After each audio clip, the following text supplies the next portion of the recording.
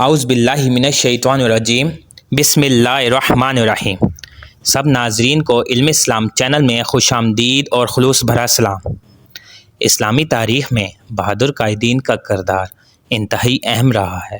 انہوں نے اپنی بہادری اور دانش مندی سے اسلام کی خدمت کی اور اسے دنیا کے کونے کونے تک پہنچایا۔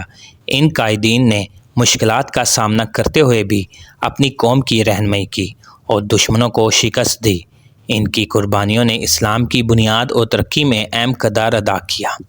یہ قائدین صرف فاتح ہی نہیں تھے بلکہ عظیم انسان بھی تھے جنہوں نے تاریخ کے صفحات کو روشن کر دیا۔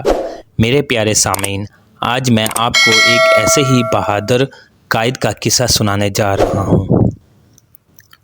ایک ایسا قائد جس نے ہندوستان میں پہلی مغل سلطنت کی بنیاد رکھی، اور یہ تقریباً 300 سال تک پہلی مسلمان حکومت تھی جو قائم رہی، جس کی بنیاد ظہیر الدین بابر نے رکھی۔ ظہیر الدین محمد بابر کی پیدائش 14 فروری 1483 میں ہوئی۔ ہندوستان میں مغل سلطنت کا بانی تھے۔ ان کے والد عمر شیخ مرزا فرغانہ کے حاکم تھے۔ باپ کی طرف سے تیمور اور ماں قطرہ نگار خانم کی طرف سے چنگیز خان کی نسل سے تھے۔ اس طرح ان کی رگوں میں دو بڑے فاتحین کا خون دوڑ رہا تھا۔ بابر ابھی 12 برس کے تھے کہ ان کے والد کا انتقال ہو گیا۔ چاچا اور ماموں نے شور شرابہ کر کے، جس کی وجہ سے بابر 11 برس تک پریشان رہے۔ کبھی تخت پر قابض ہو جاتے اور کبھی بھاگ کر جنگلوں میں روپوش ہو جاتے۔ بالآخر 1504 عیسوی میں بلخ اور کابل کے حاکم بن گئے۔ یہاں سے انہوں نے ہندوستان کی طرف اپنے مقبوضات کا پھیلانا شروع کیا۔ ظہیر الدین محمد بابر نے سب سے جو پہلی جنگ اپنی لڑی وہ پانی پت کی جنگ تھی۔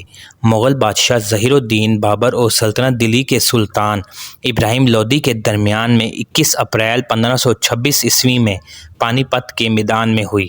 سلطان ابراہیم لودھی کی فوج 1 لاکھ جوانوں پر مشتمل تھی اور بابر کے ساتھ صرف 12,000 آدمی تھے، مگر بابر خود ایک تجربہ کار سپہ سالار اور فن حرب سے اچھی واقف تھا۔ مغل بادشاہ ظہیر الدین بابر اور سلطنت دلی کے سلطان ابراہیم لودھی کے درمیان میں 21 اپریل 1526 عیسوی میں پانی پت کے میدان میں ہوئی۔ سلطان ابراہیم لودھی کی فوج 1 لاکھ جوانوں پر مشتمل تھی اور بابر کے ساتھ صرف 12,000 آدمی تھے، مگر بابر خود ایک تجربہ کار سپہ سالار اور فن حرب سے اچھی طرح واقف تھا۔ سلطان ابراہیم لودھی کی فوج نے زبردست مقابلہ کیا مگر شکست کھائی۔ سلطان ابراہیم لودھی اپنے امراء اور فوج میں مقبول نہ تھا۔ وہ ایک شکی مزاج انسان تھا۔ لاتعداد امراء اس کے ہاتھوں قتل ہو چکے تھے۔ یہی وجہ تھی کہ دولت خان لودھی حاکم پنجاب نے بابر کو ہندوستان پر حملہ کرنے کی دعوت دی اور مالی و فوجی مدد کا یقین دلایا۔ بابر اور ابراہیم لودھی کا آمنا سامنا ہوا تو لودھی فوج بہت جلد تتر بتر ہو گئی۔ سلطان ابراہیم لودھی مارا گیا اور بابر فاتح رہا۔ پانی پت کی جنگ میں فتح پانے کے بعد بابر نے ہندوستان میں مغل سلطنت کی بنیاد رکھی۔ بابر فاتحانہ انداز میں دلی میں داخل ہوا۔ اس کا استقبال ابراہیم لودھی کی ماں بوا بیگم نے کیا۔ بابر نے نہایت ادب و احترام سے اسے ماں کا درجہ دیا۔ دلی کے تخت پر قبضہ کرنے کے بعد سب سے پہلے اندرونی بغاوت کو فروغ کیا، پھر گوالیار، حصار، ریاست موات، بنگال اور بہار وغیرہ کو فتح کیا۔ اس کی حکومت کابل سے بنگال تک اور ہمالیہ سے گوالیار تک پھیل گئی۔ راجہ رانا سنگا کسی صورت یہ پسند نہیں کر رہا تھا کہ بابر مستقل طور پر ہندوستان میں رہے۔ وہ اس بات پر تو خوشی کا اظہار کر رہا تھا کہ بابر نے ابراہیم لودھی کو شکست دے کر دلی کی سلطنت کو تہس نہس کر کے رکھ دیا ہے۔ اب وہ یہ بھی چاہتا تھا کہ بابر اپنے لشکر کو لے کر ہندوستان سے نکل جائے تاکہ سارے ہندوستان پر رانا سانگا خود حکومت کرنے کے قابل ہو جائے۔ رانا سانگا یہ بھی جانتا تھا کہ اگر اس نے بابر سے ٹکرانے میں تاخیر کی تو بابر کو سنبھلنے اور اپنی طاقت و قوت میں اضافہ کرنے کا موقع مل جائے گا۔ لہٰذا رانا سانگا ایک بہت بڑا لشکر لے کر نکلا اور چتور سے اس نے بیانہ شہر کا رخ کیا۔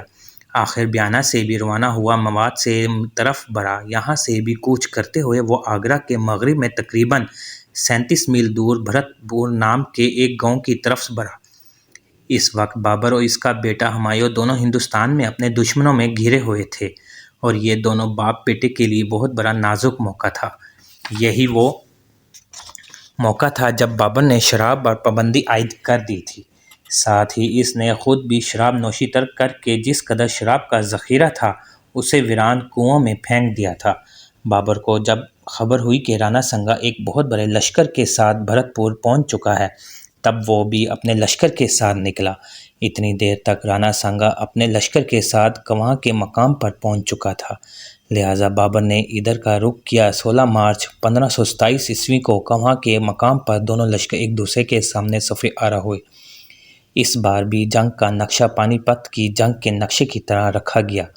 بابر نے اپنے لشکر کے بائیں حصے کا کماندار مہدی خواجہ کو بنایا اور اپنے توپ خانے کی کمانداری حسب سابق نظام الدین علی خلیفہ کے سپرد کی۔ جب جنگ کی ابتدا ہوئی تو رانا سانگا نے بابر کے لشکر کے دائیں اور بائیں بازو پر تابڑتوڑ حملے شروع کر دیے، لیکن بابر اور اس کے لشکریوں نے راجپوتوں کو سخت ترین جواب دیا اور راجپوتوں کے اگلے لشکریوں کو تقریباً کاٹ کر رکھ دیا۔ راجپوتوں نے بار بار کوشش کی کہ مغلوں کے لشکر کے اندر گھس کر اپنی فتح کو یقینی بنائیں، لیکن راجپوت تو یہ خیال کرتے تھے کہ لڑائی میں کوئی قوم ان کا مقابلہ نہیں کر سکتی۔ انہوں نے محسوس کیا جنگ کے دوران مغل ان کے سامنے لوہے کی دیواروں اور چٹانوں سے بھی زیادہ سخت ثابت ہو رہے تھے۔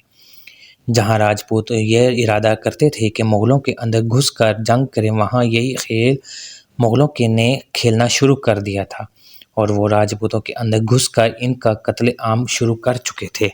یوں 10 گھنٹے کی لگاتار اور زبردست جنگ کے بعد رانا سنگا کے لشکریوں کے خلاف بابر کو فتح نصیب ہوئی۔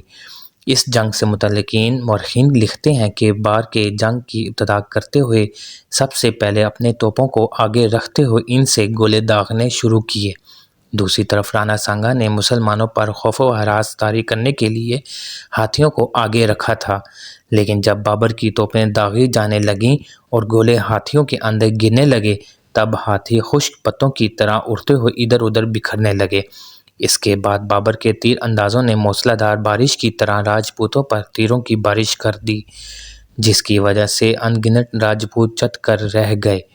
کہتے ہیں دوپہر کی تیزی نے بھی گھمسان کی جنگ میں کوئی کمی نہ ڈالی۔ راجپوت ہر صورت میں مسلمانوں کو پسپا کرتے ہوئے اپنی پوری طاقت و قوت سے حملہ کر رہے تھے۔ جب راجپوتوں کا ایک لشکر مغلوں سے مات کھا کر پیچھے ہٹتا تو وہ رانا سنگا کے علاوہ کسی دوسرے راجا یا رانا کا لشکر اس کی جگہ لے لیتا اور مغلوں پر ٹوٹ پڑتا۔ عصر کے وقت تک بابر نے زیادہ تر اپنے لشکر کے 2 پہلوؤں کی طرف سے اپنے دشمن پر دباؤ ڈالا ہوا تھا، اور جو اس کے لشکر کا وسطی حصہ تھا اس کو بھی اپنے لشکر کی پہلوؤں کی مدد مقرر کیے رکھا تھا۔ اس جنگ میں راجپوتوں کو ان کی امیدوں کے خلاف سخت نقصان اٹھانا پڑا۔ اس موقع پر انہوں نے جب اپنی صفوں کو درست کر کے زخمی کو پیچھے لے جاتے ہوئے نئے انداز میں بابر پر حملہ آور ہونے کی ابتدا کرنا چاہی، تب بابر نے اپنا پینترا بدلتے ہوئے نیا انداز اپنایا۔ بابر نے غیر متوقع طور پر پورے لشکر کو حکم دیا کہ یک بارگی پوری قوت و طاقت سے راجپوتوں پر ٹوٹ پڑو۔ بابر کی طرف سے یہ حکم ملنا تھا کہ توپوں کو آگے کھینچا گیا۔ تیر انداز بڑی سرعت سے پیش قدمی کرتے ہوئے توپوں کے ساتھ ساتھ آگے بڑھے اور اس طرح بابر نے پورے لشکر کے ساتھ اپنی ساری طاقت کو صرف کرتے ہوئے راجپوتوں پر حملہ کیا تھا۔ یہ بابر کی طرف سے گویا راجپوتوں کے منہ پر ایک بھرپور تھپڑ تھا۔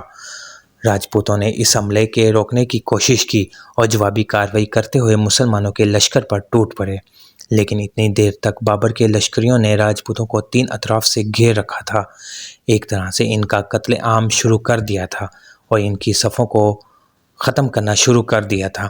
اس موقع پر رانا سنگا بری طرح زخمی ہوا اور اسے پیچھے ہٹا لیا گیا۔ سورج چھپتے چھپتے راجپوتوں کو بدترین شکست کا سامنا کرنا پڑا اور وہ میواڑ کے کوہستانی سلسلوں کا رخ کرتے ہوئے بھاگ کھڑے ہوئے۔ بابر نے اپنے لشکر کے ساتھ راجپوتوں کا پوری طاقت و قوت سے پیچھا کیا، انہیں اپنے آگے آگے بھگاتا ہوا ان کی تعداد کم کرتا چلا گیا اور پھر رات ہو جانے کی وجہ سے یہ تعاقب ترک کر دیا گیا۔ اس طرح رانا سنگا کے پڑاؤ کی ہر چیز پر قبضہ کر لیا گیا۔ میرے معزز سامعین، ظہیر الدین بابر کو سب سے زیادہ غداری اپنے اندر سے ہی تھی، جس کا وہ خاتمہ کرنے پہ لگا ہوا تھا۔ جیسے ہی اس نے سلطان ابراہیم لودھی کو قتل کیا ویسے ہی اس نے ہندوستان پر قبضہ کر لیا اور دلی پر جا کر اپنی حکومت مغل سلطنت کی بنیاد رکھی۔ 26 دسمبر 1530 عیسوی کو آگرہ میں انتقال کیا اور حسب وصیت کابل میں دفن ہوا۔ اس کے پرپوتے جہانگیر نے اس کی قبر پر ایک شاندار عمارت بنوائی جو بابر باغ کے نام سے مشہور ہے۔ 12 سال کی عمر سے مرتے دم تک اس بہادر بادشاہ کے ہاتھ سے تلوار نہ چھٹی اور بالآخر اپنی آئندہ نسل کے لیے ہندوستان میں ایک مستقل حکومت کی بنیاد ڈالنے میں کامیاب ہوا۔ عزیز دوستو، امید کرتا ہوں کہ ویڈیو آپ دوستوں کو پسند آئی ہوگی۔ ویڈیو پسند آ جائے تو لائک اور شیئر ضرور کر دیجیے گا اور آنے والی نئی ویڈیوز کے لیے ہمارے چینل کو سبسکرائب کر دیں اور ساتھ میں گھنٹی کے بٹن کو ضرور دبا دیں تاکہ ہماری نئی آنے والی ویڈیوز سب سے پہلے آپ تک پہنچے۔ اللہ حافظ۔